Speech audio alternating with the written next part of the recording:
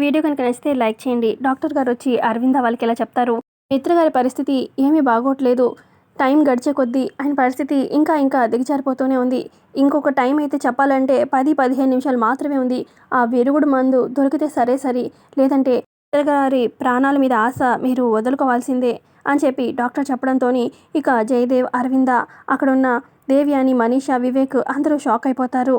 ఇక ఏం చేయాలి అని చెప్పి చూస్తూ ఉంటారు. డాక్టర్ వెళ్ళిపోగానే ఇక అరవింద ఏడుస్తూ ఉంటుంది. ఇక జయదేవ్ని షర్ట్ కాలర్ పట్టుకొని నా మిత్రని బతికించండి, ఎంత డబ్బు ఖర్చైనా పర్వాలేదు, నా మిత్ర నాకు దక్కాల్సిందే అని చెప్పి అనడంతో ఇక డాక్టర్ కూడా అంటారు, ఇదే ఆఖరి చూపు కూడా అవ్వచ్చు, మిత్ర గారిని మనం కాపాడుకోలేము, విరుగుడు మందు ఖచ్చితంగా తీసుకురండి అని చెప్పి చెప్తూ ఉంటే ఇక అందరూ టెన్షన్ ఇంకా టెన్షన్ పెరిగిపోతూ ఉంటుంది అందరికీ. ఇదేంటి డాక్టర్ గారు ఆఖరి చూపు అంటున్నారు అని చెప్పి మరోపక్క లక్ష్మికి కాల్ చేస్తాడనమాట ప్రవీణ్ విఠల్.